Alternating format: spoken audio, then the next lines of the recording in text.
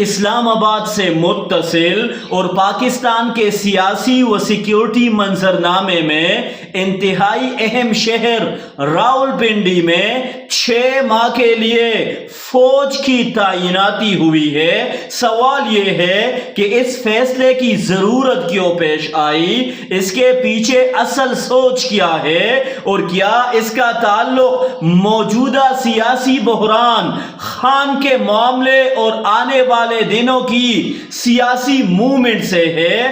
آئیے اس پورے معاملے کو ایک سادہ اور واضح اینگل سے سمجھنے کی کوشش کرتے ہیں۔ سب سے پہلے عمران خان کے معاملے کو دیکھیے۔ سپریم کورٹ کی ہدایت کے باوجود جب عمران خان کو شفا انٹرنیشنل کے بجائے پیمز لے جانے کا فیصلہ سامنے آیا تو اس نے پہلے سے موجود سیاسی تناؤ کو مزید بڑھا دیا۔ ایک حساس معاملے کو جس انداز میں ہینڈل کیا گیا، اس سے اپوزیشن کو ایک نیا پوائنٹ آف اٹیک مل گیا۔ یہاں سے حکومت کی مینجمنٹ، کمیونیکیشن، کوآرڈینیشن اور کریڈیبلٹی پر بھی سوالات اٹھنے لگے ہیں۔ اس صورتحال کا سب سے بڑا سیاسی فائدہ اپوزیشن کو ہوا۔ پی ٹی آئی اور جمعیت علماء اسلام کے درمیان بڑھتی ہوئی قربت نے اپوزیشن کو ایک نسبتاً بڑا پلیٹ فارم دے دیا، اور مولانا فضل الرحمان کی موجودگی نے اس پلیٹ فارم کو سیاسی ڈسپلن، اسٹریٹجی، آرگنائزیشن اور پریشر فراہم کرنے کی صلاحیت بڑھا دی ہے۔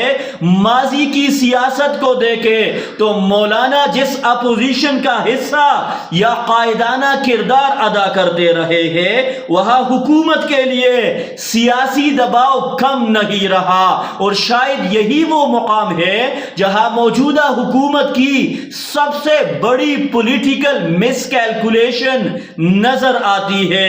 اگر حکومت پی ٹی آئی اور مولانا فضل الرحمان کو ایک دوسرے کے قریب آنے سے روکنا چاہتی تھی تو موجودہ حالات نے الٹا دونوں کے درمیان سیاسی فاصلے کم کر دیے ہیں۔ یعنی جس اتحاد کو روکنے کی کوشش کی جا رہی تھی، وہی اتحاد اب زیادہ منظم شکل اختیار کرتا دکھائی دے رہا ہے۔ دوسری طرف پی ٹی آئی کا 27 ستمبر کا لانگ مارچ بھی اہم ہے۔ سپریم کورٹ کی جانب سے خان کی فیملی سے ملاقات اور علاج سے متعلق ہدایات کے بعد اس موومنٹ کی انٹینسٹی کم ہوتی دکھائی دے رہی تھی، لیکن حکومت کی حالیہ ہینڈلنگ نے دوبارہ کارکنوں کے اندر غصہ اور مزاحمت بڑھا دی ہے۔ جب خان کی بہن ڈاکٹر عظمیٰ خان کی جانب سے جیل میں مبینہ تشدد اور عمران خان کی جان کو خطرے سے متعلق انتہائی سنگین خدشات کا اظہار کیا گیا تو اس نے پی ٹی آئی کے سپورٹرز، ورکرز اور لیڈرشپ میں ایک نئی شدت پیدا کر دی ہے۔ یہاں ایک بات واضح کرنا ضروری ہے کہ ایسے سنگین دعووں کی آزادانہ تحقیق اور تصدیق اپنی جگہ، سیاست میں پرسپشن بھی حقیقت جتنا اہم ہوتا ہے۔ اگر ایک بڑی سیاسی جماعت کے کارکنوں کو یہ محسوس ہونے لگے کہ ان کے قائد کے ساتھ زیادتی ہو رہی ہے، عدالت کے احکامات پر عمل نہیں ہو رہا اور سیاسی راستے بند کیے جا رہے ہیں، تو پھر احتجاج کی مومنٹم خود بخود بن جاتی ہے۔ اب اسی پس منظر میں راولپنڈی میں 6 ماہ کے لیے فوج کی تعیناتی کو دیکھیے۔ اس کا حتمی مقصد سرکاری وضاحت اور متعلقہ حکام کی پوزیشن کے بغیر طے کرنا درست نہیں ہوگا، لیکن سیاسی طور پر اس کے کئی اینگل زیر بحث آ سکتے ہیں۔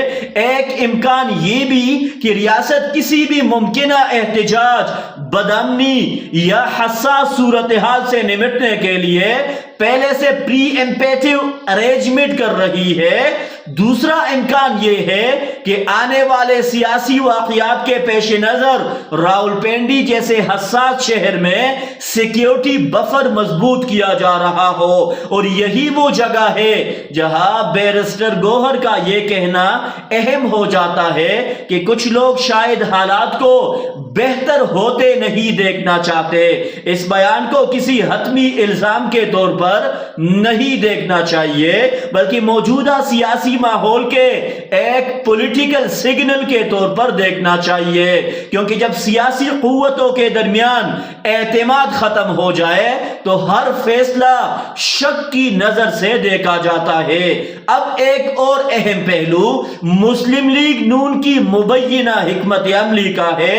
سیاسی حلقوں میں یہ تاثر زیر بحث ہے کہ پی ایم ایل نون نہیں چاہتی کہ پی ٹی آئی اور مقتدر حلقوں کے درمیان کسی قسم کا سافٹ کارنر پیدا ہو، اسی لیے بعض تجزیہ کار یہ رائے دے رہے ہیں کہ خان کے معاملے کو حل کرنے کے بجائے اسے مزید پیچیدہ کرنا دراصل پی ٹی آئی کو زیادہ سخت رد عمل کی طرف دھکیلنے کی پی ایم ایل نون کی کوشش ہے۔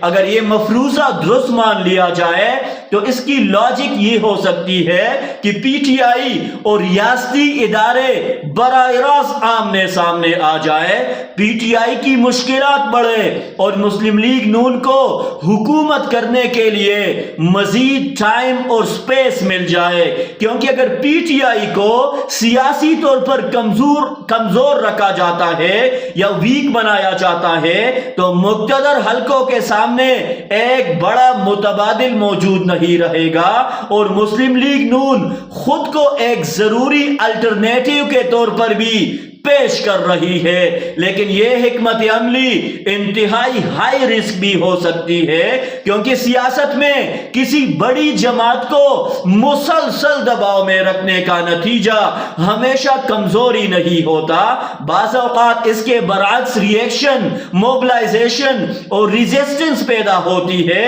آج پی ٹی آئی کے اندر جو لوگ احتجاج کے حق میں نہیں تھے، اگر وہ بھی حالات کی وجہ سے مزاحمت کی طرف آ رہے ہیں تو حکومت کو اس تبدیلی کو سنجیدگی سے دیکھنا ہوگا۔ اسی صورتحال کا دوسرا شکار پیپلز پارٹی بھی بنتی دکھائی دے رہی ہے۔ پیپلز پارٹی ایک ایسے ڈیلیما میں کڑی ہے جہاں حکومت سے الگ ہونا بھی آسان نہیں اور حکومت کے ساتھ رہنا بھی آسان نہیں۔ اگر وہ حکومت سے الگ ہوتی ہے تو اس پر دباؤ بڑھ سکتا ہے، اور اگر حکومت کے ساتھ رہتی ہے تو پھر اسے یہ سوال برداشت کرنا پڑے گا کہ اسے اپنے سیاسی وعدوں اور مفادات کے مطابق کیا حاصل ہو رہا ہے۔